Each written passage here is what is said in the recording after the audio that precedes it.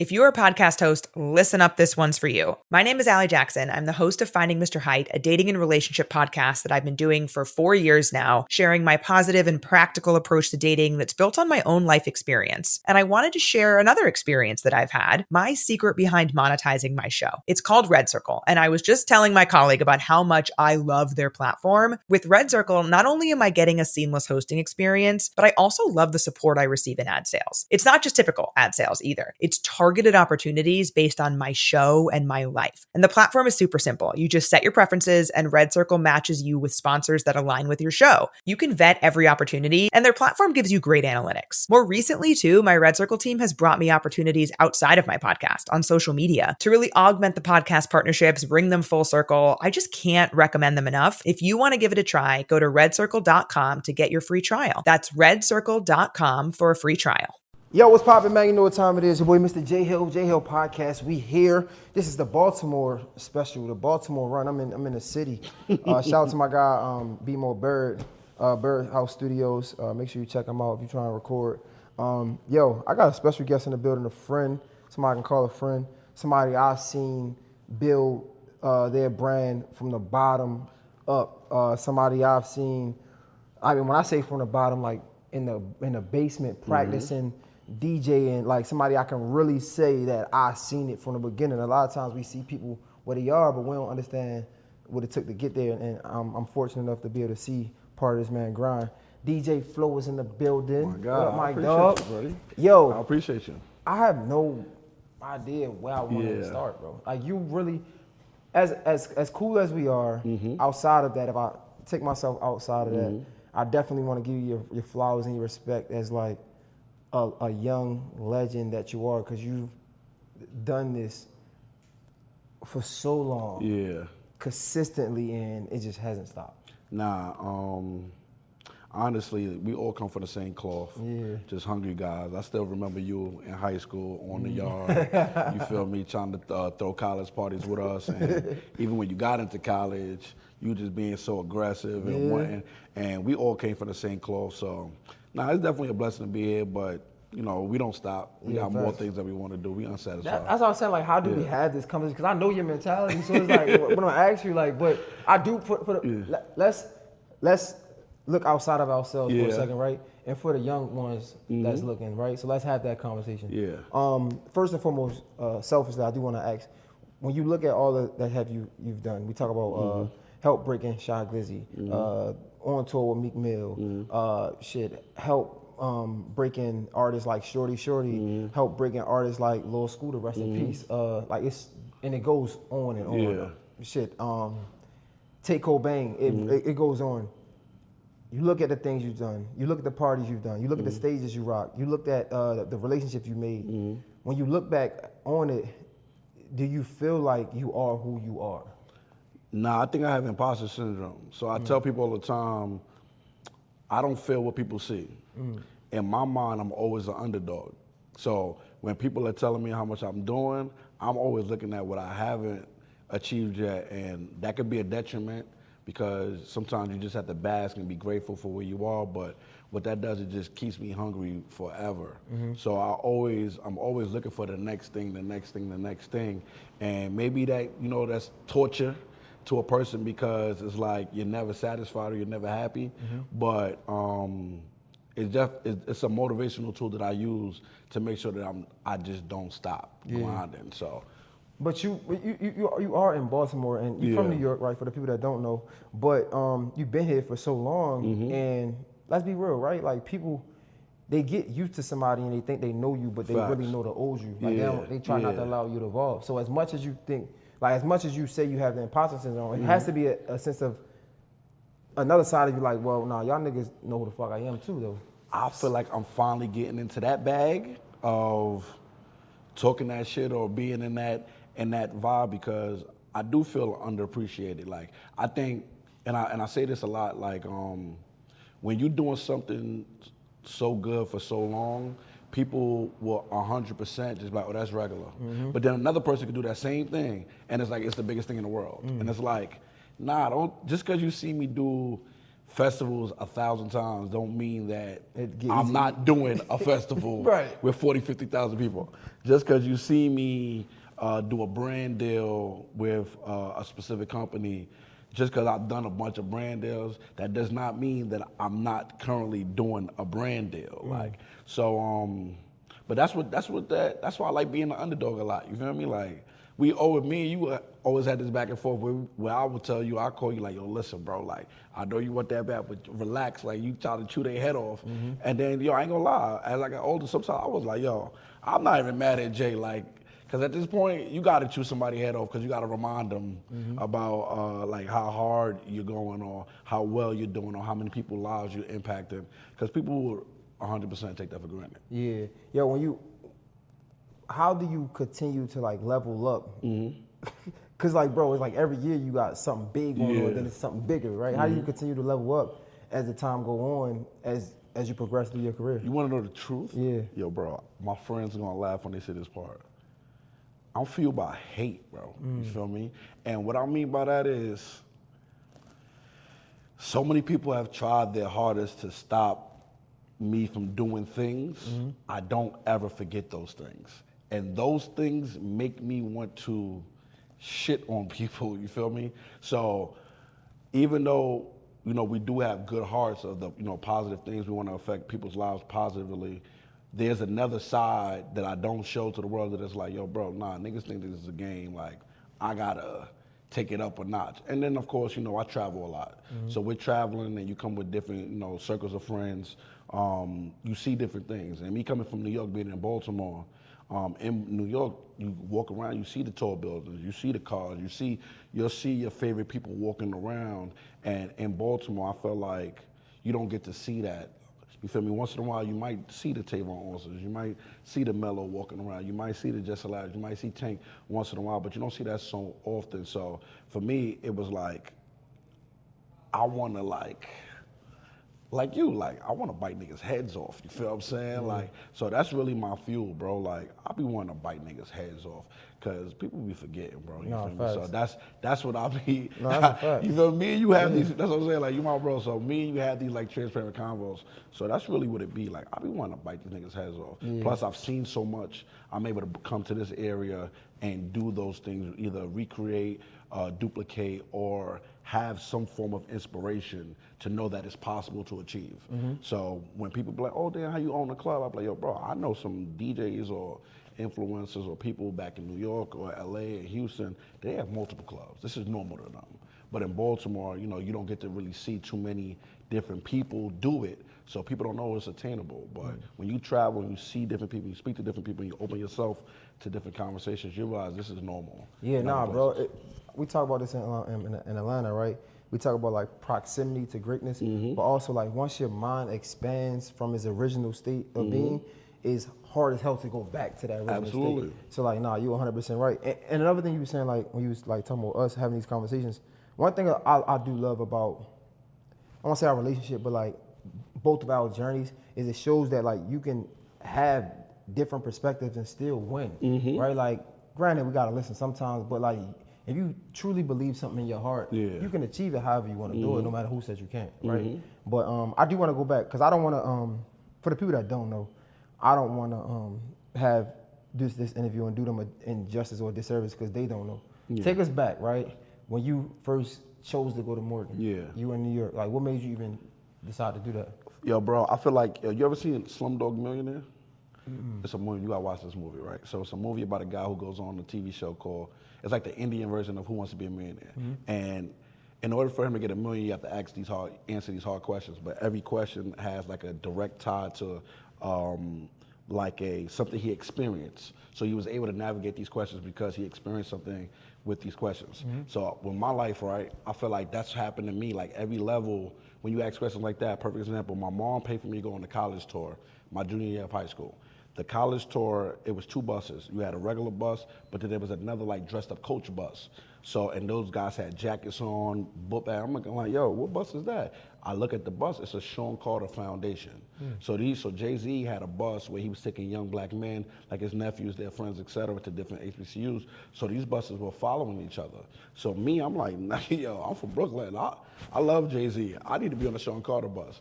I end up sneaking on the Sean Carter bus and traveling with Jay-Z's moms in these different schools because both buses was following each other. I realized that fast. So I'm like, I would never get lost. I could always get back home because these buses are together. So we went to different schools, like North Carolina Central. We went to a bunch of HBCUs. But when we turned into Morgan, I saw my man Kemoy. So my man Kemoy, I used to live across the street from him, literally across the street, and we used to kick it all the time. And he was with a guy named Flex, people I recognize. And then we went to a cafeteria, and I saw 2 guys that I used to play basketball with, Sean Watson, my man Roland. So I'm like, hold on, if I go to Morgan, I know 4 people off rip, 1 on the basketball team, 1 doing parties, and 2 other guys, from Brooklyn. So I'm like, it was a comfort thing for me, honestly. And honestly, I didn't have the grades. So then I met a guy named Malcolm Day, one of your OGs, right? So I met Malcolm Day. So when I sit down with Mr. Malcolm, he like, listen, boss, you ain't got the grades, so I don't know what it could do. But he was like, yo, something about you, bro. Like, you a star, bro. So this is what I'm gonna do. I'm gonna give you 30 minutes, write a paragraph of why you should be at Morgan. And if I like this paragraph, I'll accept you. Right, so I'm like, that's crazy. Like, I'm a part of a fraternity called Make Us Our Phi, et cetera. So I'm like, you know what? Take the 30 minutes. I think he's a Nat Kevin. Oh, Malcolm? No, Malcolm Day is the brother. Yeah. I'm thinking you talking about Ron Stevenson. No, what's the light skin? Who? The light skin. No, Malcolm. Yeah, Malcolm Day, my profile, bro. I'm thinking, when you said that first, I'm like, cause he'd have been young as hell. You know who I'm talking about? He an old head for the he wow, chapter. He an old head. So he like write this joint. So I'm like, all right, cool, I'll write it. I called my mom. My mom was like, you better write that joint. So I write it. He read it. He like, I'm gonna give you an opportunity. Bro, I never knew Malcolm. Bro, yeah, you know what? That's how I got into Morgan. That's Malcolm crazy. Day let me in. So why you never be the brother? Nah, stop it. So Malcolm Day let me in. He was like, you know what? I'm gonna give you a chance. Please don't make me like look stupid. Wow. So that's how I got into Morgan. Yo, so that's crazy. How it happened. The bros let me into Morgan. Somebody from Pod Chapter. Damn, that's dope as hell. So when did you? Cause you playing sports at one time. I was on a bowling team in high school, and I played basketball. When did you make the transition to wanting to DJ? Honestly, you realize you never get on the basketball team. College sports is a different level of athleticism. Right. Morgan didn't have a male's bowling team. They only had women. Honestly, bro, I went to this party. Like I said, my life is crazy. So I went to a party. It was called Big Things Poppin'. It was at Sonar at the time. And I'm in there sweating, dancing with all my friends. But yo, it was like a eureka moment. I seen this fat light-skinned guy. No, I'm playing. But I seen this light-skinned guy. He in a white bit. He's sweating. He on the mic rocking his crowd's P drama. And it's like, yo, bro. It was like a moment where it was like me and him just in a place at this point. And it was like the spotlight on him. And he's standing on this chair. He yelling. I'm looking like, I want to do that. Facts. You feel me? Like, I don't know. I'm a freshman. I'm like, it's my first college party. I'm looking like, I don't know what I got to do, but I want to do that. That's who I want to do. That's who I want to be right there. And I want to do that. So it was like a eureka moment for me. And it reminds me of like me being a kid, my mom would tell you, we used to drive around in the car. She listened to the radio a lot. And I would mimic Funk Flex. I'd be like, yo, what up? It's your boy Funk Flex. 1-800-223-9797. And my mom would just, I think nobody just thought nothing of it. Like I would mimic these radio personalities. But it clicked when I saw drama. Yo, isn't it crazy how because a lot of these people we cool with still to this day, but like they don't understand how much of an influence they had on their life. Like I remember when I first seen King Flexa do the Step Show. I think it was in like 2012, and I'm like, oh nah, I could do that. And then you become friends with these people. So it's like so that's the moment you like, I want to be a DJ. That's when I was like, I want to do that. I would say another time was when I was younger. I went to the Scream tour. And Bow Wow's performing, but his DJ's a young guy. His name is DJ Just. And I see all these girls screaming. My sister's crying over Bow Wow, and Just is just up there killing it. And I'm just, and Just is in Atlanta right now. And I'm just like, yo, that is fire. And those 2 moments, it was like a connection thing. It was like a That's So Raven moment. Like, you go back in history, and I'm like, Funk Flex, mimicking Funk Flex, seeing Just, and then drama. This is what I want to do, and that was it. Yo, when did you link with Hunt and like Keenan? Like, how did that happen? That happened. So it was Flex first. So you met Flex first? Yeah. So after the party, next day on campus, or I would say that Monday on campus, Flex is handing out. He got like a box of flyers. I walk right up to Flex. I'm like, yo, listen, give me this box of flyers. I'm about to hand it out to everybody. I'll be back. Flex is like, what? I'm like, give me the box of flyers. I'm about to hand them out. It's like 1,000 flyers. I take them flyers, but I'm up and down the campus, on the yard, talking to every single person. I come back, box empty. Flex is like, yo, I need to introduce you to some guys. And then he takes me and introduced me to Hunt, Tricks and Zeke. And from there, they was like, nah, y'all, you with me. And that was it. So you started off as a promoter? As a promoter. Yo, can we talk about the days of passing out flyers? Yeah. I made a lot of money passing out flyers. Real talk. I don't know, like, I made a lot of money passing out flyers. Like, oh, what were you? So it was 4 of us. It was me, CJ the Juice, a guy named Jaquad, and Casey Bailey.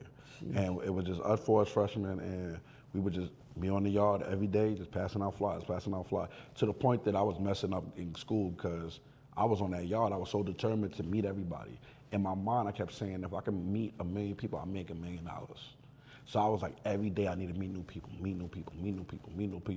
I was so obsessed with it, I wouldn't go to class. I would just be on the bridge all day, meeting people. And then it just took off from there. And then I guess my sophomore year, that's when Keenan comes. Okay. So I'm behind. So now I'm recruiting freshmen to join the union. So this guy's walking around, he got this big colorful jacket, he got this flat top, he on a bicycle. I see him in the back of Rollins, I just stop him. I'm like, yo, bro, who are you, bro? Like, he like, yo, I'm the Fresh Prince. I'm looking like, what? The Fresh Prince? I'm like, yo, bro, let me introduce you to somebody. Same way Flex did it for me. So I introduced him to Hunt, and then I would say a couple weeks later, he was living with us in the house. So wait, was the union already formed when you met Hunt, or was the union already formed? Yeah, the union was already formed. Who was the original union? It's J Hunt, Tricks and Zeke. Oh, okay. So those are the 3 top guys. And then they had entertainers. King Flexer, DJ KI, DJ Reem, DJ Buddha. So how did that like separate? Because when I came around, so by the time you come around, me and Keenan realized we not little dogs no more, we big dogs. So when we realized we big dogs, we start throwing our own events. And I guess the guys, they move on to 21 and over events because they realize, like, you know what, our time is pretty much right. When I came around, y'all wasn't throwing your own events just yet. Y'all was still We was DJing. on the verge of it. Oh, yeah, on the verge of it, yeah. But y'all still was in Club 1. And I remember, like, y'all upstairs, VIP, like, that's back when VIP was really VIP. Yep. And, like, I remember, like, seeing you and Keenan in the basement, like, practicing. Yeah. Like. It's crazy. So me and Keenan, we used to live in the basement. We promoted in exchange of living in the house rent-free. Wow. Because Keenan at the time was dealing with family stuff, so he needed to escape. Me at the time, I didn't want to put my family through so much financial stuff about paying for room and board. So Hunt was like, if y'all promote for me, I can stay in the basement. So me and him, our beds used to be like arm length away from each other. And we had a TV and a DVD player, and we only had 1 DVD, and it was House Party. Oh, okay. So that's how we got into even doing the dances and the DJ and the MC type of thing. So we literally would just watch House Party all day. And then I looked at Keenan, and I was just like, yo, bro, like, I'm gonna be a DJ, you're gonna be a host. And every day we practice. Damn. For hours in the basement. Yo, when you look at that, because it seems like Hunt had an instrumental part in all of our career. Yeah. Do you think he get the appreciation he deserves? I don't think he wanted, honestly. For real? I don't think Hunt wanted. Like, Hunt one of those guys, bro. He just like to work. He a workhorse. You feel me? And I think he's just happy for everybody's success and moving on. He makes jokes like, you know, like, yo, one day he's gonna call that favor from all of us, and I'll be right there to give it to him. You feel me? But I don't think he wanted, honestly, and I appreciate that about him. Yeah. Now I look at it and I almost feel bad because it's like, man, like, I know what he did for me. You know, like, I wish that he could get the spotlight that he deserved. But don't worry. If I become rich, super rich one day, I'm taking care of him for the rest of his life. Like, Yo, so at what point in time did you know, like, yo, I'm really him? I would say, I don't think I ever felt it, honestly. I think to this point I don't feel it, but I had like little points. I would say once the Shock Glizzy thing started popping off, I was like, dang, I'm fresh out of college. I'm rocking with a guy who got one of the biggest records in the world right now. Like, I think that's dope. At that point, did you want a artist? Because I know it was a certain point of time where that was a thing. Like, a DJ had to have an artist. I would say I always wanted it, but I wasn't like searching for it. It kind of fell in my lap. Yeah. So the situation was just weird. At the time, it was a girl named Gigi. She used to work for Sony Music. So I used to basically go online, look for a bunch of different companies who needed on-campus reps. I didn't land any jobs. So my man Joe Mills actually worked for Source Magazine. He gave me an opportunity. And then Gigi, she was working for Sony Music. She had Yo Gotti. And Yo Gotti was going on tour. Yo Gotti had 3 people on this tour, YG, Zezil, and Shock Glizzy. And basically Yo Gotti was doing college like meet and greets. So of course, I had my nonprofit, Smooth, so I was able to book rooms. And I reached out to the school, like, look, I got Yo Gotti, you want to come to campus? The school's like, cool, let's do it. But I kind of did like renegade, didn't speak to police or nothing like that. I set the whole room up. And then I'm like, yo, if Yo Gotti's coming, maybe YG and Zezilla and Shock Glizzy want to come. Zezilla got it on my own at the time, big record. I reach out to them, they tell me no. YG said they're not going to make it, but Glizzy said, yeah, let's do it. So the day of the event, Shock Glizzy is late. He misses the whole thing. But Gotti's on time. We take pictures with a bunch of people. We do a interview live in front of everybody. So I got this box of Yo Gotti's like marketing materials, and I'm walking to the back of the garage, back of the canteen, and this Camaro pulls up. And they're like, yo, we looking for a flow. I'm like, I don't know who you talking about. You feel me? Like, it's dark outside, bro. Like, so I just keep walking. They're like, nah, we got Shock Glizzy in the car. I'm like, oh, damn. I'm like, I'm Flo. I'm like, what's the odds of me walking out and then he's sitting right here? So he jump out the car and he's just like, yo, Holmes, I'm sorry for missing it. Like, anything we could do. I'm from New York. I don't know too much about Shock Glizzy at the moment. I knew he was beefing with Chief Keef at the time. So I'm like, nah, there's nothing I could do. But everybody, I just had the event, so everybody came to the canteen. Canteen is rocking. So I'm like, yo, we walk in the canteen. I introduce you to the students. We walk in the canteen, bro. They start to go crazy. I'm looking like, who the fuck is this guy? Like, why is everybody going crazy? And he had Law 2 out at the time. And then we followed each other on Twitter. He had a DJ at the time, but I don't know what happened. And then he ended up DMing me like, yo, bro, like, I like how you handle that. I got 4 shows coming up. If you don't mind, DJing for me, let's see how it go. I got a big record about to drop. It's called Awesome. It's gonna change our lives. I'm looking like, whatever. Like, I would love to just get out the city 4 days, you feel me? So I do the 4 days with him. I forgot what cities we went to. We went to a couple cities. And ever since then, I've been rocking around since. Yeah, where did you get the education or the thought process to start reaching out to these reps and stuff? Like, how did you learn that? I wouldn't say I learned it per se, but I don't know, bro. I just had it was just something in me, bro. It's like an intuition.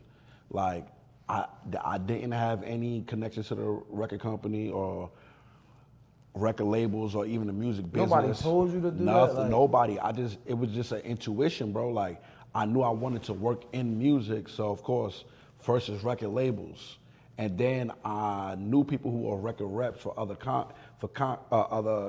schools. So I'm like, I want to do that. Like, okay. So then I'm just like, all right, what do I got to do? And I'm on Google just searching everything up. Like, so when Shock Glizzy drops Awesome, does it change your? But I feel like it's so much. I don't know, because I know it's like there's so much. I feel like you built up a name before Shock Glizzy though. Through throwing parties and DJing on different campuses and doing different concerts and stuff. So I would say but Sha is what I would say was like the first like badge of honor or first like stamp where people take you serious. So when Awesome drops.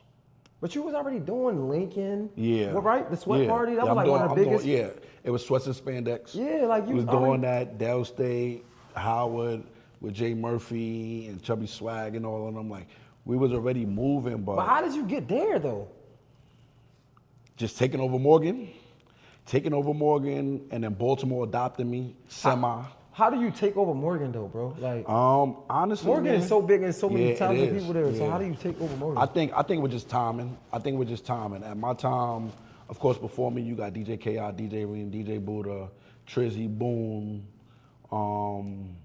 and I just think they got older and they moved on to 21 and over, and then it was nobody with me at that time. Okay. So I think I just had great timing that it was just nobody with me, and then with Keenan, there was really no host with Keenan, so we just happened to be the only option. I think that's what really happened. It's just great timing. You know what I love and I contribute to even just y'all, bro, or coming up with y'all. A lot of people that I witnessed, they get stuck in the college party like realm. How was y'all able to like maneuver from being college DJ and host to like actually in the city and niggas fucking with you in the city? I would say community service. So me and Keenan, we was big in community service. So me and Keenan had a plan. We wanted to do a festival. We wanted to start a festival. So we had the Mix Fest. Remember that. And this is before the Broccoli, this is before the Trilectros, this is before all of that. We had a festival. But the only way we could get the stage and the lighting and the sound and all that for free was if we did the mayor's block party tour thing that she did. So it was like 26 blocks. And you go to 26 different blocks, and I think that's what kicked it off for us. It was like we're going to these different blocks, neighborhoods, and we're performing for them. And we're bringing out rappers, bringing out Moose, bringing out Scooter, bringing out Dave, bringing out all these people. And I guess the city, we started getting the name. Keenan was already from Baltimore. People already knew Keenan from high school, takeover days, dancing, you feel me? So knowing Keenan helped, because Keenan, I'm his guy, I'm his DJ, you feel me? So Keenan helping usher me into that realm. Then I knew the Jettas, Little Jetta, Big Jetta, and that helping me usher into that realm. Plus, it was a time when college would party with college and Baltimore would party with Baltimore. Yeah. But then when you got people like Keenan in college and like other Baltimore people going to Morgan, it starts to mesh. Okay. So now when you have the biggest college parties, Baltimore's looking over like, I ain't never seen them chicks before, you feel me? I ain't never seen, so it starts to like mess together. Then we used to have like the Will Bartons come to the parties, the Josh Shelby's, you from Baltimore, you in high school at the time, and CJ and Cali, and everything starting to like be in one little melting pot. After a while, then it's like, okay, if college is a part of the Baltimore area now, we got to kind of accept flow, you feel me? So I guess that's what happened. And then you OG in this now, really, bro. Like, naming like CJ and Cali, bro, like what? I know, bro, been through all of that. So CJ and Cali, it was instrumental because me and Keenan used to be like, we want to do what CJ and Cali do for the city, but for college. Yeah. Because they a DJ and host combo, we a DJ and host combo. So we looking at CJ and Cali like, they going crazy. They got Nicki Minaj. Yep. They got That's they got so crazy. many people over there. Like, we doing that, but for college. So I guess when the world started to mix more, and Baltimore colleges start to party together, then it was like I started getting a little. It wasn't easy, but I started getting into Baltimore a little bit. When you look at like, just a little pivot real quick, when you look at Keenan and his like marketing mindset, Ahead of his time. Ahead of his time. did that help you along the way? Or like, did you take some things from that, learn some? Or was both of y'all always, because even like you said, I was reaching out, nobody thinking about that. Like, did Keenan influence a lot of that marketing? I would say, all right, so Keenan, we had two different methods, right? So I would say I was more like the business like when it came to negotiating and thinking of like the business things, and Keenan is more of, all right, that's what we doing, this is how I'm gonna get the word out. And he's the one that is thinking of, all right, we need to be on the billboard, we need to do this little giveaway, this. And I'm thinking more, I bet, while you doing that, I'm gonna go get a shake and bake, negotiate, shake and bake on it down. I'm gonna go to the mayor and I'm gonna negotiate this, you feel me?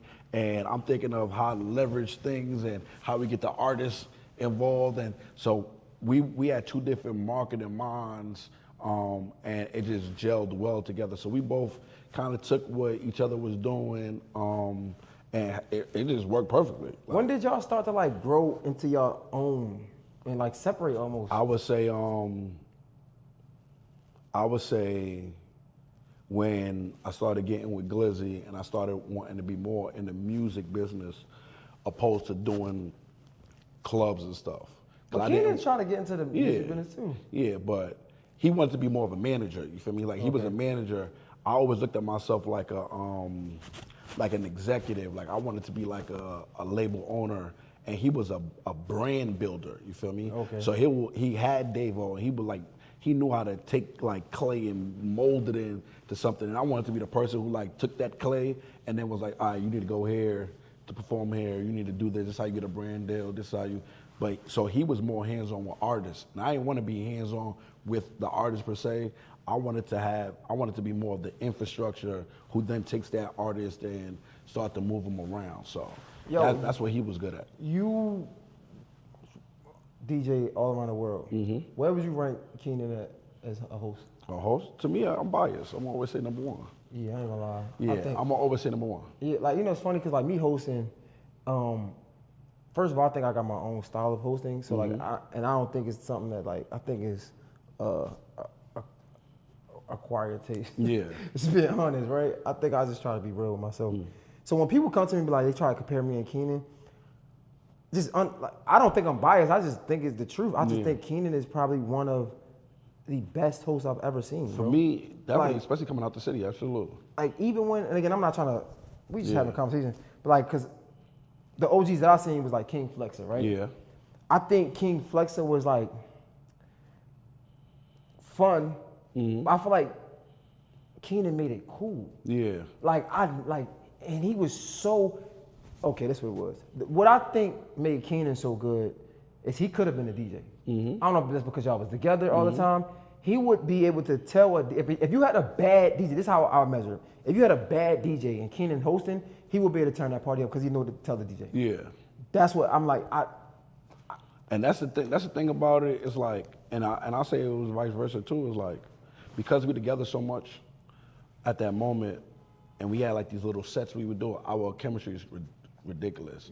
He could be on the other side of the room and he already know where I'm about to go, and I could be on the other side of the room and I'll be like, oh, this is what he's saying, or let me play this so it could, and then even if I restart records, he got, like, our chemistry is crazy, so if I have a bad host, I could go to the host and be like, listen, this is what you're doing, but let me tell you what my man do, you feel me, and this will work, and he could go to a DJ like, listen, I see what you got going on, but me and my DJ will do this, and this will work, so having each other and being around each other and living with each other. Yeah, Brian, I think he's one of the best hosts. Easily. I would think so. Easy, bro. Damn. So okay, y'all start going apart. You start doing your thing. He start doing his thing. Did it ever become conflicting? Like, did it ever become like y'all paths got to cross and it's like, you know what I'm saying? Nah, it never did that because he had his own plan for himself, you feel me? So even when he like moved away and all of that, because even when we separated from college, we came back together, we lived together. So we lived together when Scooter, like right before Scooter passed, and Scooter, he used to have Scooter on our couch a lot, and when Davo was around, so we went away, he worked for DTLR, and I was working with Glizzy, and then we came back together, we was living together, and we started to do more of the corporate stuff, like DTLR marketing stuff, dealing with Scooter's rollout for his projects and stuff, Davo, people like D-Dave, God rest his soul. D-Dave lived in our basement at the time. We had people like Peanut, we had like a nice little like conglomerate of people that we was working with in the city.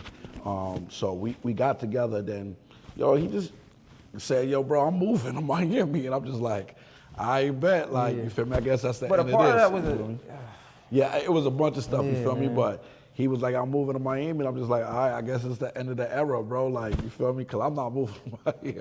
Like, as a matter of fact, he wanted to go to LA first. And then I'm just like, yo, bro, like, I'm playing my flag here. Like, I'm from New York, and I moved here. He's never lived anywhere else. So he had to go spread his wings somewhere else. So I already did the move myself from 18 to another city. He ain't never did that, so he wanted to go spread his wings, and that was the end of the era. Isn't it crazy how most people would think you would have to move to New York to get on? Yeah. You moved to Baltimore. Yeah, because I saw it. I'm not going to lie, I saw it, bro. Like, I'm like, New York already has a Fun Flex. They already got a DJ Envy. They already have a DJ Clue. Baltimore don't got one of those. Yeah. I'm like, I could be that there. Yes, you have legendary DJs, you know. You have Black Star, you got KW Griff, Raleigh, producers, DJ Quicksilver, DJ Clash. You have those, but for that person that's like, no disrespect to the guys, cause they legends. But that person that's just bringing that new like flavor, swagger. I'm doing basketball games. I got the mixtapes in the street, radio in the clubs, and still be cool.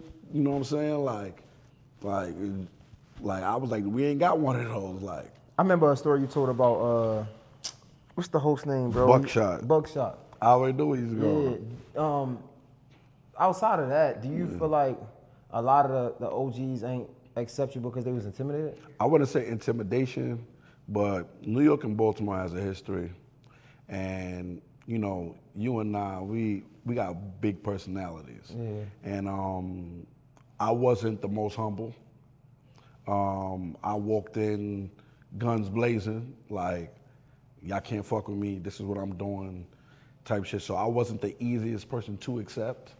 And I could, you know, being older now, being a father, I could say that now. So I could see as an OG why you wouldn't want to like grab me up, because I was like uncontrollable, bro. Like I don't know. So I just talked to Quick, right? Yeah.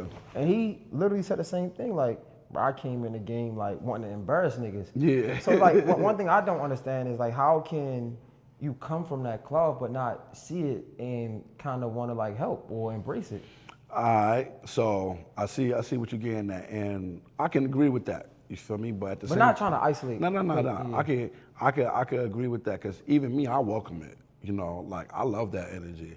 If I see somebody do it, I would just try to warn that person, like, listen, I love what you got going on, but I'm gonna tell you, when you go take this path, just know you're gonna get, I wouldn't call it blacklisted, but just know some people are not going to be as receptive to you. Yeah. Radio is not going to be as acceptive to letting you on the air because you're so boisterous. Certain brands or certain people who are in charge of these opportunities are going to step away from you because they see what you got going on. They see the potential, and if they can't control it or bottle it, they're not going to add fuel to that fire. Because once that fuel gets to that fire and you're gone, it's over. There's nothing they can do about it. Yeah. So I just try to warn people, like, yo, you could do that way. I used to, me and you go at it all.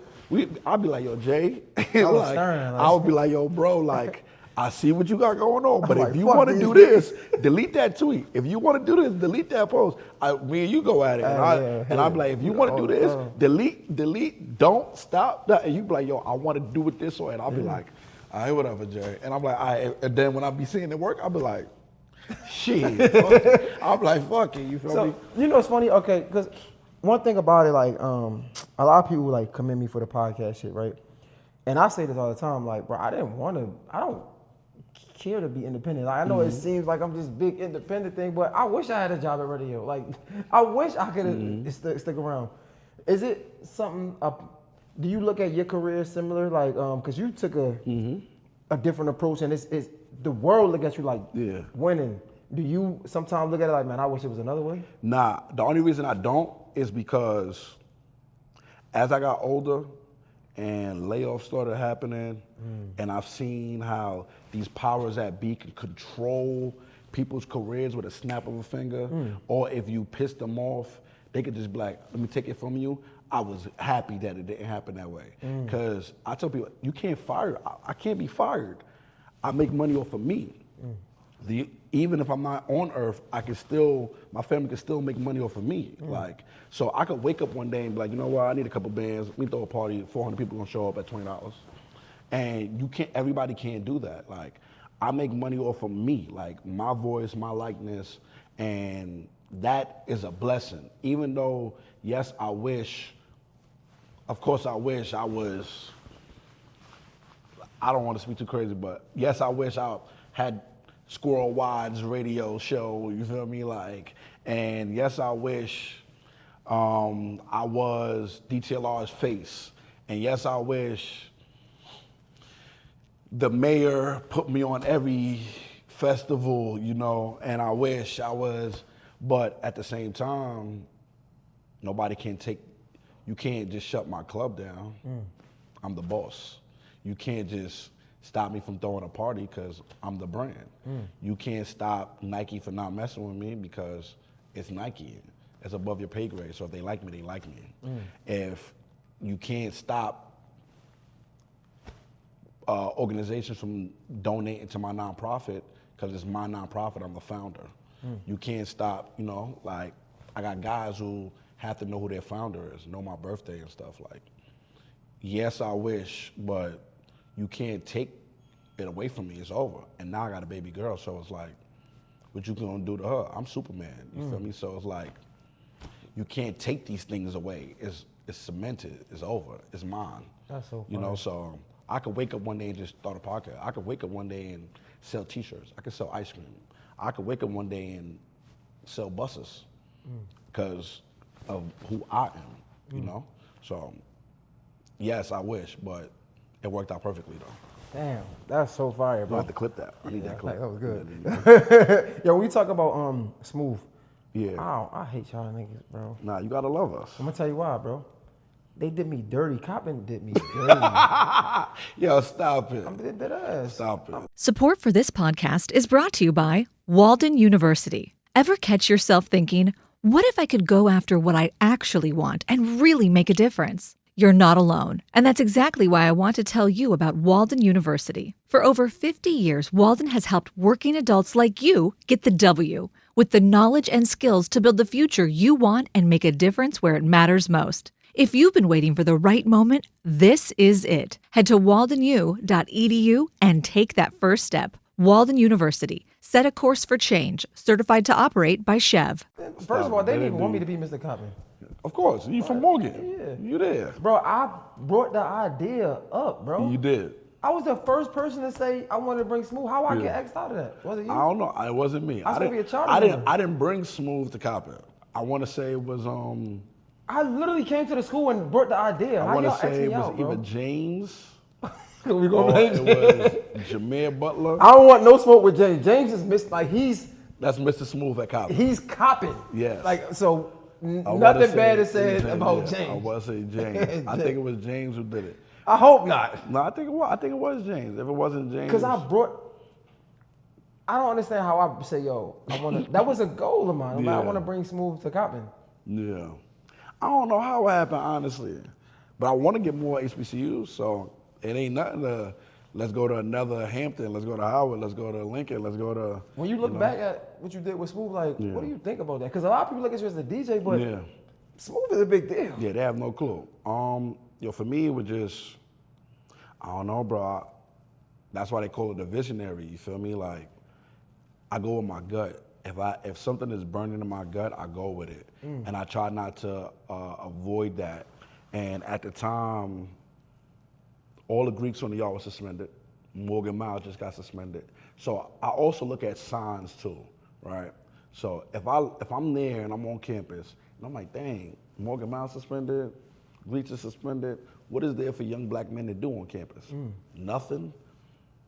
There's a void. I need to fill this void, and it was something in my body. And I'm just like, somebody needs to have something. In order to be Greek, you need a certain amount of credits. Freshmen didn't have anything, at the time. 100 black men was on campus. But they were like real choosy on who gets in the org. And I wanted that org who took everybody and we shaped guys up.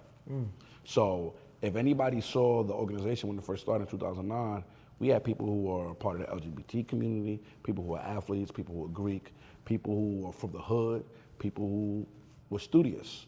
And everybody was able to learn from each other.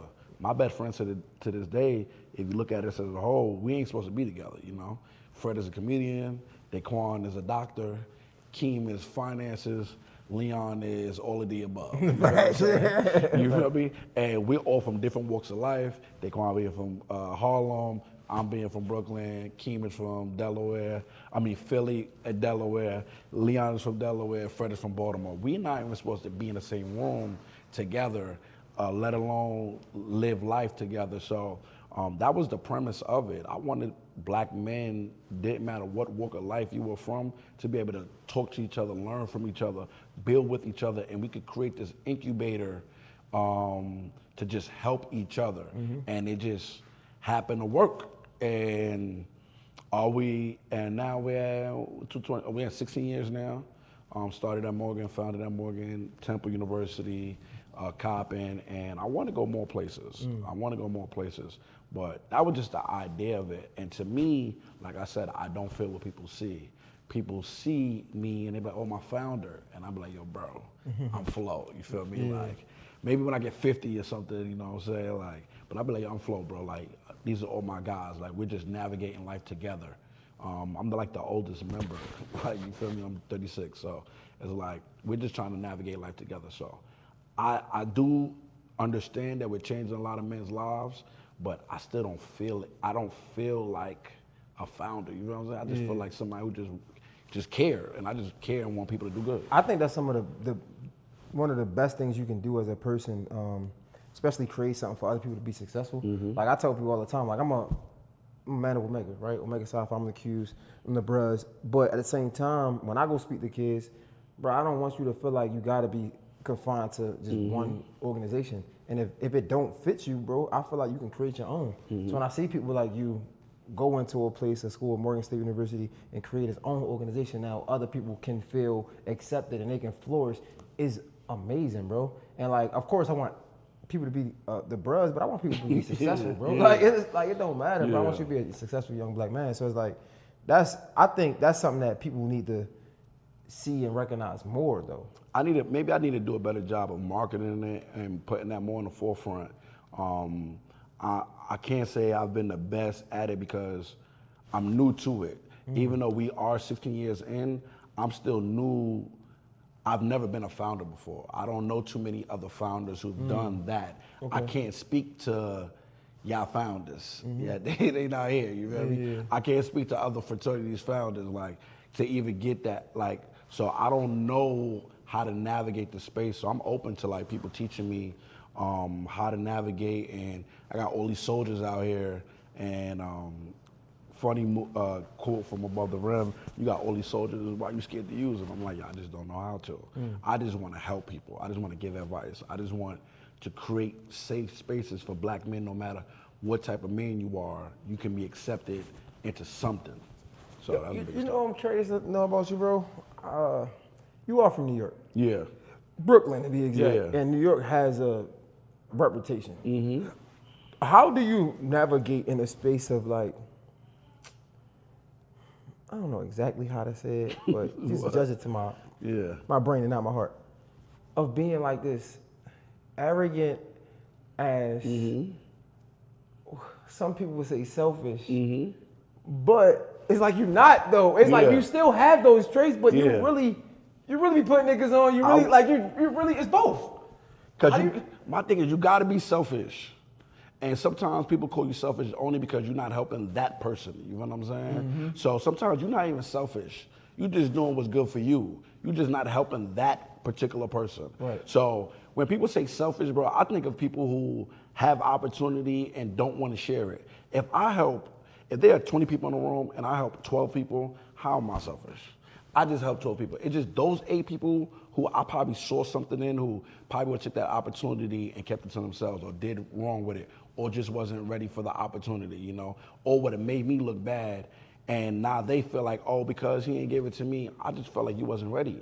And I can't lie, I've got a good percentage of the guys that I helped who do amazing. And the good percentage of the guys who didn't, who are doing terrible or had the opportunity and blew it. And I'm like, I'm not crazy. I saw something that I knew wasn't gonna work, and I was like, you know what? I'm just not pouring my energy into that. Okay, do you think you could be a good businessman and still have a heart, so to say?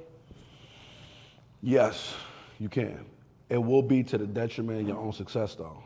So, meaning by, perfect example, let's just say my club, right? If I was an asshole, I would make way more money. My employees make more money than me.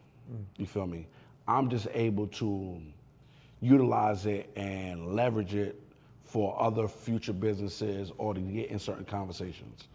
But I love being able to pay people, help their livelihoods, give them purpose, help them help me live my dream of doing that.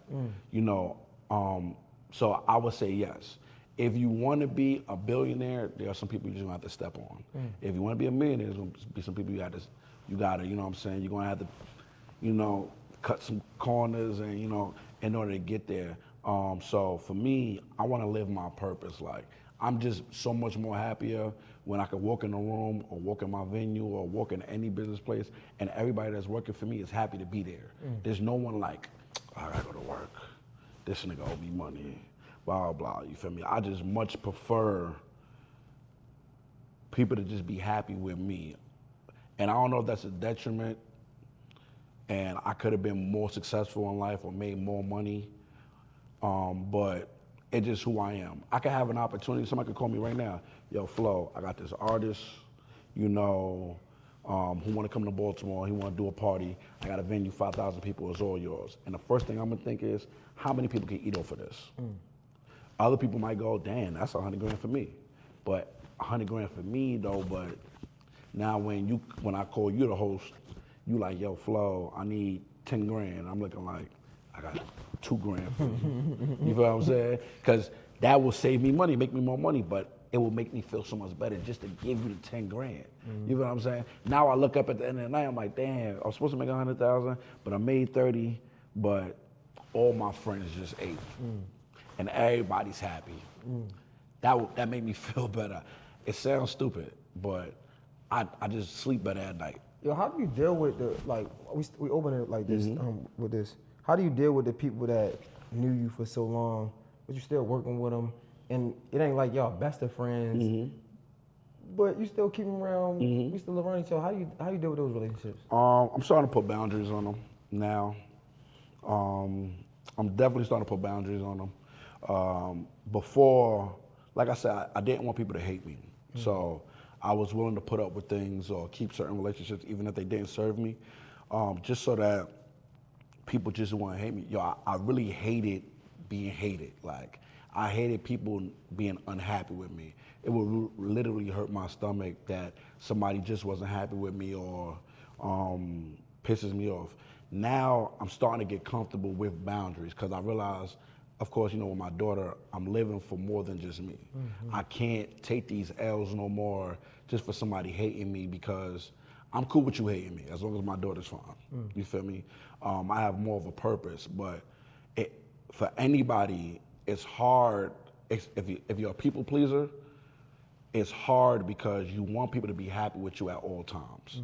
And you take L's money-wise, you take L's emotionally. It'd be times that you be like, dang, I don't know why he did that to me, bro, you feel me? Or why they took that from me, or why they didn't think of me, or why they didn't say my name in that room. But I don't want them to hate me though, so I'm gonna just keep that relationship going so that they don't hate me though. And I realize other people are so comfortable with being hated, bro. Other people, takers will take as much as you are willing to give. They will continue to take it.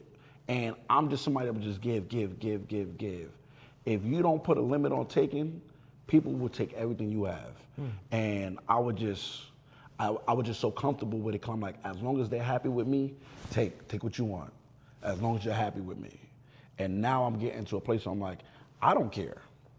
Be mad, bro. Like, you feel me? Like, be mad. I gotta live for me now. You feel me? Like, I gotta live for my family. I gotta take care of my wife. I gotta take care of my baby. You know, so be mad, bro. I'm willing to take all the bullets to protect those two. It's just what it is. But I'm just starting to put boundaries on those things now. Yo, did you ever feel like granted, people always look at you as like DJ Flo, the guy. Did you ever feel like you wasn't the guy, or it was people in the city or in your space that got more love, even if they didn't deserve it? Like you kind of chasing them, I guess. Me personally, nah, because I was never in competition with nobody here. Okay. The only person I would look at honestly was Quick, but outside of that, I didn't see nobody else's competition. I didn't want what nobody else had, cause I'm just like, what's that person selling? Not no festivals. That person selling not no club owner. That person selling not no founder. That person, the highest they gonna go is the popping club in the city. If they get on the arena stage, that's their end all be all. I do arenas in my sleep. Would you say you had mentors coming up as a DJ? I would say DJ mentors, yeah, I definitely did. DJ Lil Mike, DJ P Drama, DJ KI, DJ Big Jetta. These are people that I could call, get advice from. People that if I needed sound and I had to take a little, like a discount, 'cause I really need money, I could call them, yo, please let me just borrow some speakers, and they'll give it to me. I feel like I ain't have like mentors as a host. I feel like you want to bite everybody's head off, that's why. For real? Yeah. You want to bite everybody's heads off. You think so? Yes, I think you did. I don't think I wanted to. I think you did. I just or came off like that. Okay, I just feel like I wasn't gonna be. Maybe I didn't understand the way to land. Like I remember my first time getting into it with a promoter. You only paying me $50, and I know, and maybe I was a little older too. Like y'all came in young. I came in young, but I wasn't on the scene. Yeah. So I already knew the business. So by the time I get the host and I understand the game, so I'm gonna take the little $50. But if you try to fuck me over $50, like come on, bro, what you think I was going? Yeah. So that's why I said I didn't think I was trying to bite niggas' head off, but I'm. For me, I think with you it was more so of you wanted your respect so bad. You feel me? You wanted that respect. And a lot of times we want things so fast, and even if we're not prepared for it, we want those things. But if you don't have a strong foundation, and you get all these blessings, eventually it starts to crack. And what I mean by strong foundation, it ain't always just money. It could just be our mental. You feel me? Are we willing to deal with us not getting an opportunity? Are we willing to wait that extra year if it takes to go get those sponsorships and those brands? I remember particularly like DJ Reds, he used to call me Flo Hogan, right, at DTLR Radio, because I would be at the radio station. I'm somebody who, in my mind, I'm like, I'm traveling, I got colleges, I got all of this, and I'm looking up and opportunities zooming past me. I'm looking like, hold up, wait a minute.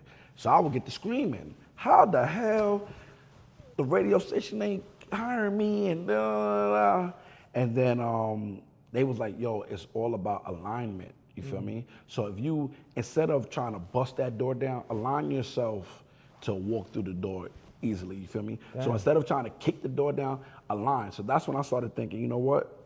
Community service. I started thinking, you know what? I want to do these charity basketball games. And then I had the biggest game twice. That's when I started thinking, you know what? Let's switch the brand over to more content-based, more, let's start doing artist showcases. Let me start doing mixtapes. Let me prove myself to the powers that be that I am deserving of these things. And then instead of chasing money directly, let me set traps for them. And then so the money could drop. Because a person could be like, yo, I want that brand deal. How do I get that brand deal? And then they'd be like, all right, so send me an invoice. You don't know how to send an invoice. Or they'd be like, you know what? I do community service. I want donations and stuff, but you don't got a 501c3. Or you don't have a business set up. Or you don't have, and it's like, you can get these things, but are you prepared for what those things come? So you was doing those things to prove? Yeah, I was. Wow. I was like, I want to be on the radio so bad. What can I do?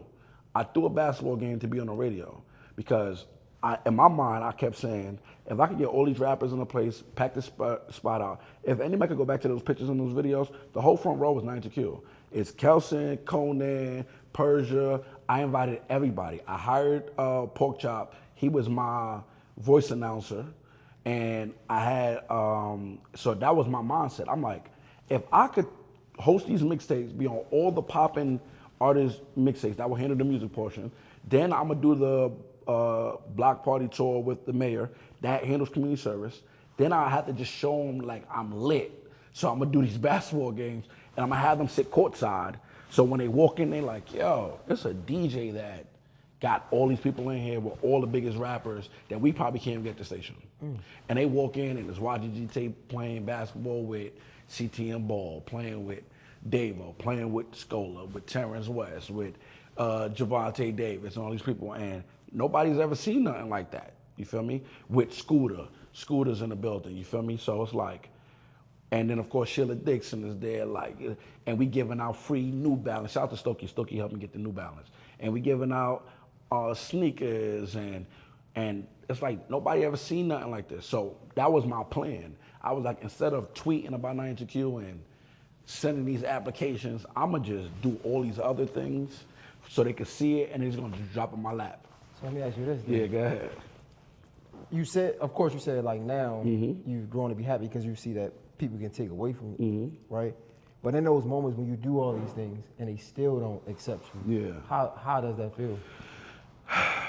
Behind closed doors, I'm going crazy. So I'm going crazy. I'm feeling, I'm mad, but that's when I redirect that energy and I'm like, you know what, I'm about to just go harder now. Now I'm about to just make everybody feel it. You feel me? Like, now I'm walking in rooms, chilling, swagger up. This one, Fathom and Rez, they call me Flo Hooking for it. Now I'm just flexing. And even though this is not the proper way, to handle business at the time that I see now, but I would just started being a nuisance, bro. Like, I'm like, you know what? I can't get on your platform. I'm gonna build the platform. Now Flo and Friends is being built. Now I'm going to different schools, bringing out these artists. I'm on bigger stages. Now, but it helped though because me not receiving things created things. Me not getting opportunities made me create things. I was like, oh, I can't be part of that. Let me start smooth. I can't get on y'all stage. Flo and Friends. I can't get in the door this way.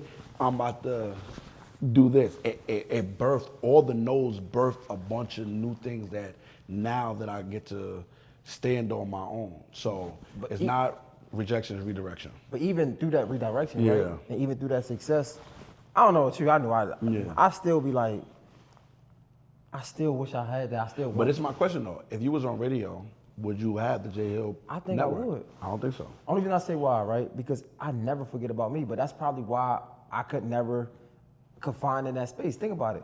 When I was at KYS, I was using my email to email artists to get interviews from me. Like I never forgot about me. Shit, when I was at DTLR, I was working at BBC Radio. I got a BBC Radio drop from T.I. I was there too. You know what I'm saying? So it's like, that's why in my heart I believe I would have always had that, because I would never, I looked at people like, and no disrespect to nobody, like a King Flexer or not really Keenan, but honestly, Keenan probably was the inspiration. Like, Keenan would never forget about Keenan. Never. You know what I'm saying? And that's how I was. Like, I could be on DTLR, whoever. I was never going to forget about J Hill. That's the only reason I be feeling like, damn, I missed out. The only reason I say that is because sometimes when you're being fed the success, it can make you fat, right? For sure. So comfortable. You could be there, like, let's just say, because at the time KYS, you was doing overnights. You was night. Now let's just say they gave you midday, 11 a.m. to 3 p.m. And now they sending you to BET Awards, and you going to the billboards, and now they sitting you down. Now they got the salary for you, and they like, look, we're gonna pay you. What you want? You want 200,000? We got you, but listen, you can't do all the stuff you do over there. Got to come to our platform. You're gonna be like, they paid me 200,000. I'm on some billboards. I'm getting these interviews. You know what? I ain't gonna do those. I'm not gonna do J Hill podcast. I'm gonna just bring everything to Radio 1. You're right. Now that's how they find a way to do it. Yeah, you're absolutely that's what I mean about being fed the success. Like, yes, and don't get it twisted. Even though you bring all that to Radio 1, what has definitely still propelled you, but would you have your own? No, you could be fired from that. Can you be fired from this? You feel what I'm saying? Yeah. Would have got you in front of Steve Harvey at InvestFest? I don't think so. I think this gets you in front of Steve Harvey and InvestFest. You know what I'm saying?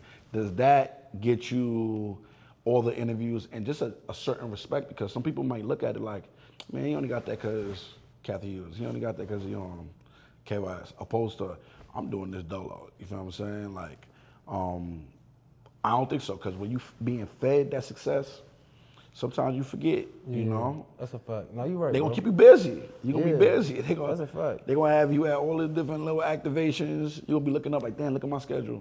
I got to go to General Motors here, and I got to do this, and I got to do this. When are you going to have time to build your own joint? So I want a reflection point, bro. I know it's easy to deal with it now because you're forced to. You don't have the choice. How do you deal with, the saying, idols become rivals. You looked up to a lot of DJs, paid respect to a lot of DJs, but your work has put you on the opposite end of these DJs as well sometimes. How do you mentally deal with that? Sometimes it's tough because, and perfect, I'm gonna tell you straight. Today I went to Quick's house and I'm shooting a thing for Nike with him. And I said, yo, bro, like, I think it's time for us to, we gotta start collabing, right? Like, and I love to speak vulnerable in these moments too, because in my mind, I wish me and Quick was tighter, right?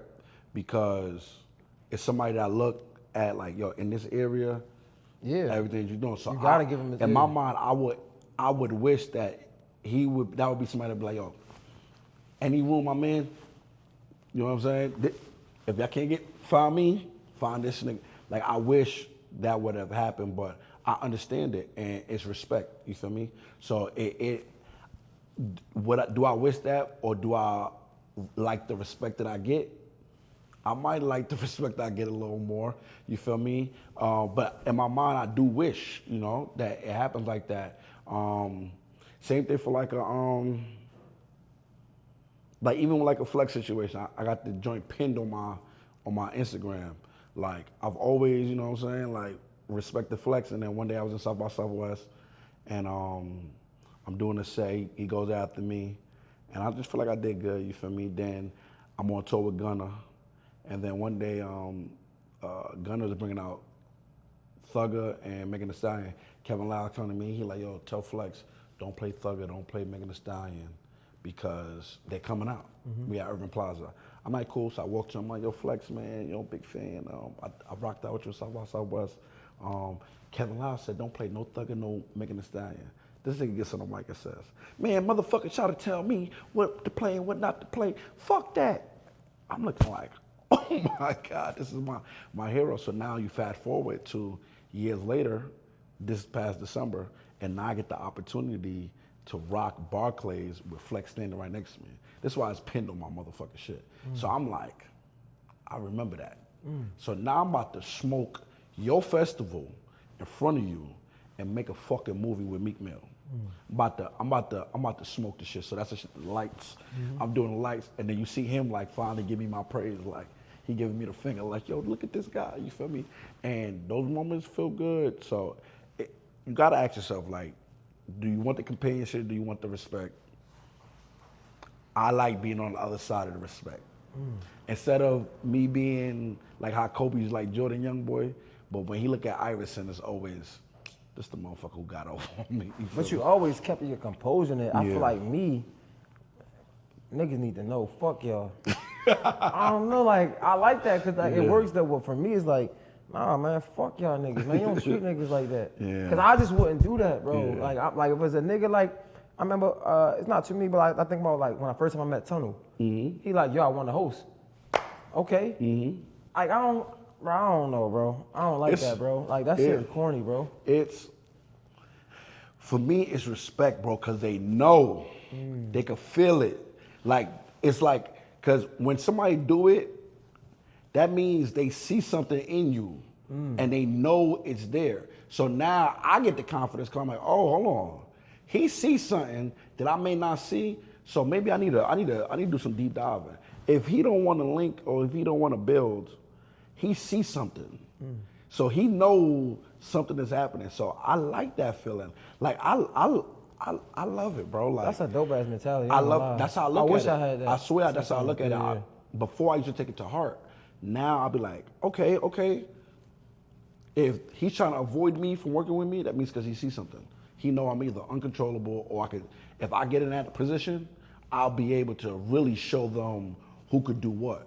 That's why even with like the Atlanta Hawks situation, like those things are big moments because I always said, if I get these, I could really show people my network. And I get the opportunity to do the Atlanta Hawks, and we win the award back-to-back years for Partner of the Year.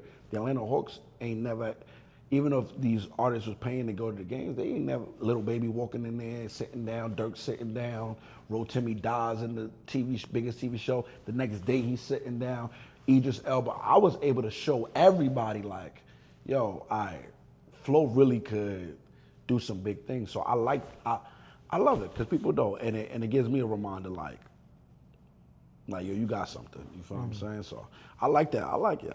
But you do all of this, bro, and it's still no real support from the big brands. The company, like, niggas throw you a bone. Yeah. But come on, bro, we won 2 awards back to back. Give me a real job. Like, you know what I'm saying? Like, I commend you. Yo, bro, listen. Y'all niggas. It's tough, bro. Listen, man, it's tough.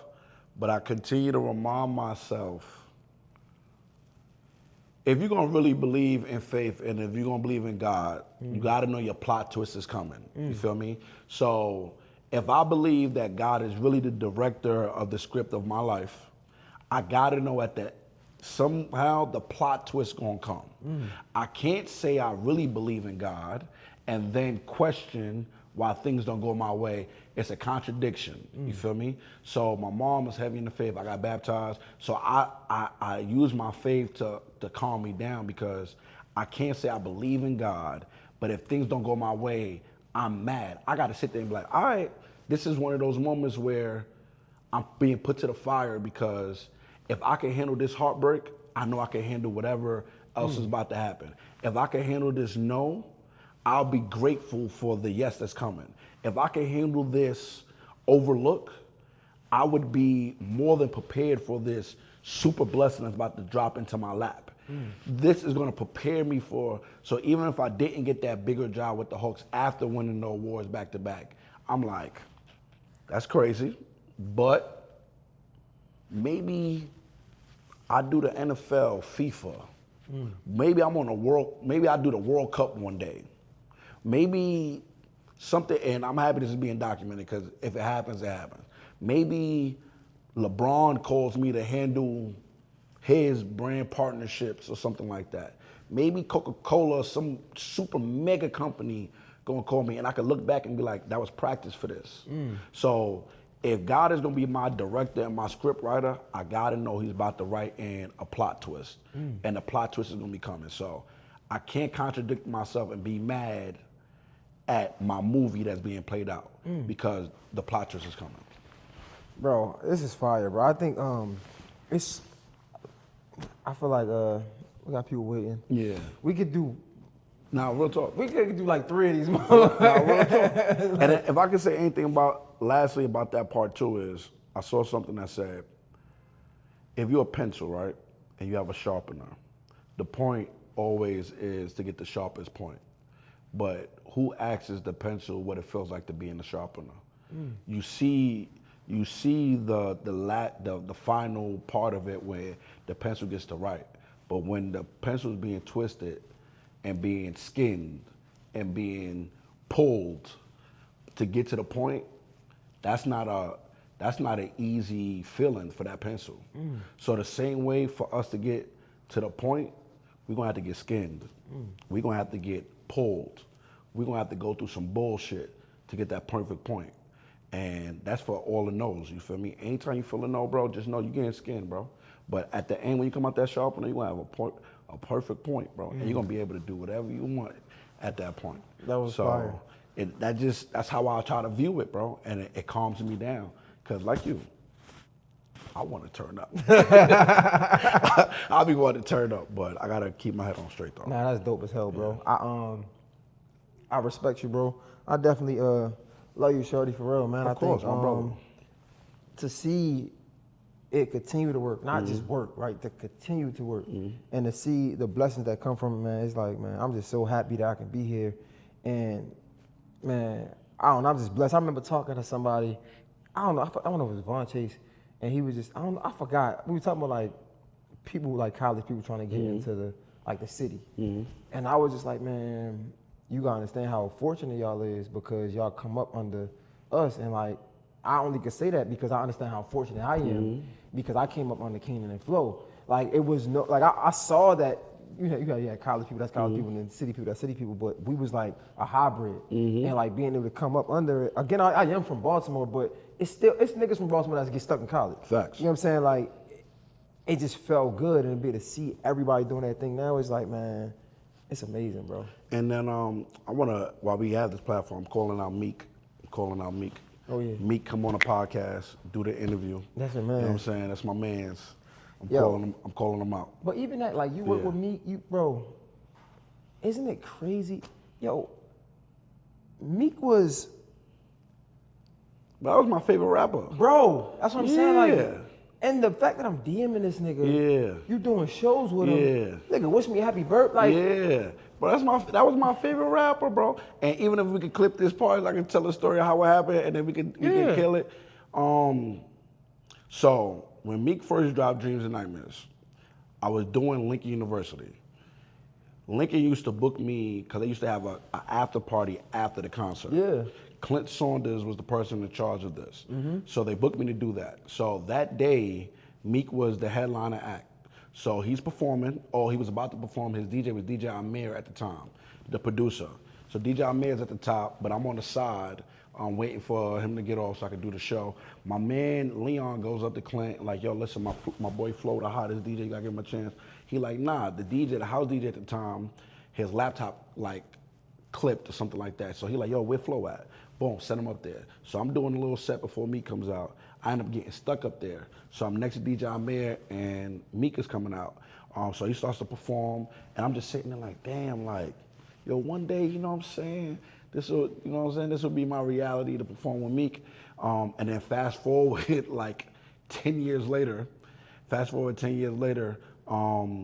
it comes out that Meek needs a DJ. He has a bunch of different DJs actually auditioning to be his DJ. So I happened to do Flow and Friends at Bowie State, and he had a DJ, you know, auditioning that day to DJ. So something in me was like, yo, write down the notes, bro. Like, just write down the song orders, stand next to the DJ, see what he's saying to him about, you know, speeding up the song, ad-libs and stuff like that, because you just never know when your moment is going to come. So I'm standing next to the, you know, it's my bro. Hey, he doing great right now too, so everything worked out. So I'm standing next to him, and he like, yo, speed this up 3. Slow it down 2. Don't do no ad-libs on this song. Let me rap this. You help me here, blah, blah, blah. So I'm writing the notes down, right? And I'm just like, all right, I got the notes. And I still got the notes. And I'm writing it, I'm looking at it, I'm practicing the joint. I go home, I'm practicing. And, you know, people are like, yo, why you practicing? I'm like, I don't know. I just feel like I'm going to get a phone call one day. So I get a phone call. Clint calls me, who was his road manager at the time, who was doing all these Flow and Friends shows. So he's seen me do Flow and Friends. He's seen I'm able to perform. So he calls me like, yo, Meek need a DJ at Villanova. Can you get here in 2 hours? I'm like, I'm in Baltimore. I'm coming. So I call my man Rome, call my man Chris. Yo, listen, me in the car. We going to Villanova. You feel me? So we walk in. I don't get a chance to talk to Meek at all. Because I guess he was walking in as soon as it's time to perform. So they gave me like 5 songs to do. But before that, I get a couple minutes to rock with the Villanova crowd. I got it crazy in there. He come out, we perform, I mess up, you feel me? But he gave me grace. And he like, nah, that's cool. Don't worry about that. Let's do it again.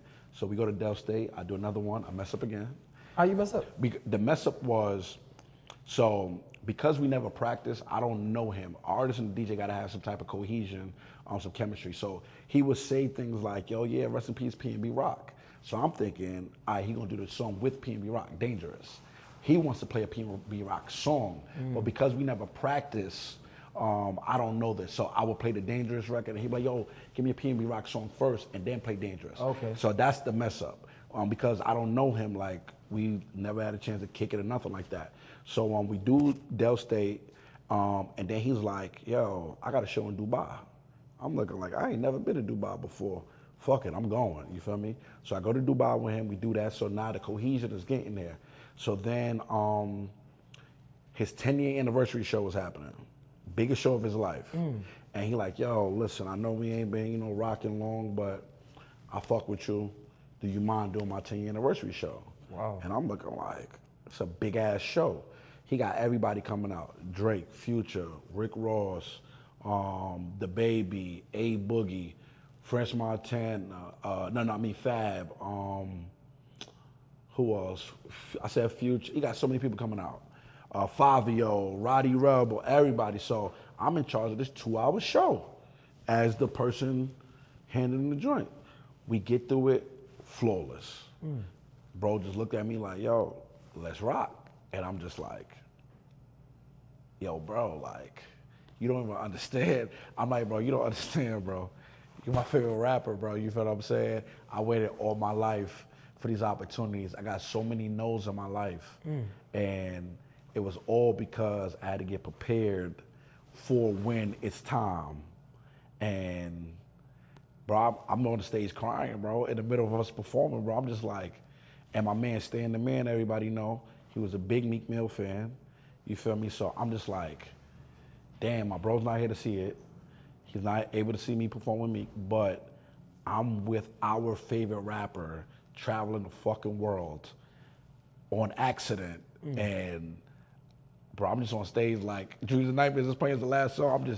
I turn my back. I wish it was a video. I turn my back to the crowd. I'm crying, bro. I'm just like, yo, dog, like, you can't make this shit up, bro. Yeah, like, bro, that's crazy. You can't make this shit up. Like, it's just a surreal feeling, bro. Like, I remember 10 years ago sitting there like, damn, I wish it was me.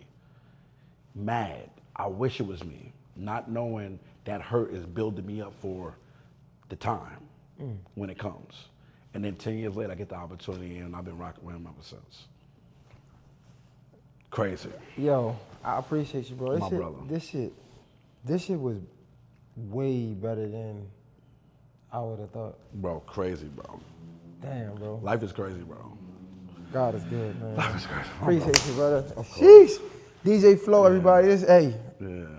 My If dog. this ain't motivation, man, inspiration, I don't know what the fuck to tell you, bro. I'm gonna be clipping this shit up myself. God. I'm gonna be saying that. Why? You gonna see me in the crib? I'm gonna just be sending you clips like, yo, bro, I'm posting this, by the way. Yo, this is good, Boy. bro. Nah, man, I really appreciate you, man. I wish you nothing but success. Yes, sir. Same to Mr. you. Mr. J Hill Podcast, Yep. DJ Flow, everybody. You can follow him at DJ Flow all across the board, Twitter, Instagram, all that.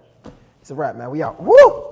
If you're a podcast host, listen up, this one's for you. My name is Allie Jackson. I'm the host of Finding Mr. Height, a dating and relationship podcast that I've been doing for 4 years now, sharing my positive and practical approach to dating that's built on my own life experience. And I wanted to share another experience that I've had, my secret behind monetizing my show. It's called Red Circle, and I was just telling my colleague about how much I love their platform. With Red Circle, not only am I getting a seamless hosting experience, but I also love the support I receive in ad sales. It's not just typical ad sales either. It's targeted opportunities based on my show and my life. And the platform is super simple. You just set your preferences and Red Circle matches you with sponsors that align with your show. You can vet every opportunity and their platform gives you great analytics. More recently too, my Red Circle team has brought me opportunities outside of my podcast on social media to really augment the podcast partnerships, bring them full circle. I just can't recommend them enough. If you want to give it a try, go to redcircle.com to get your free trial. That's redcircle.com for a free trial.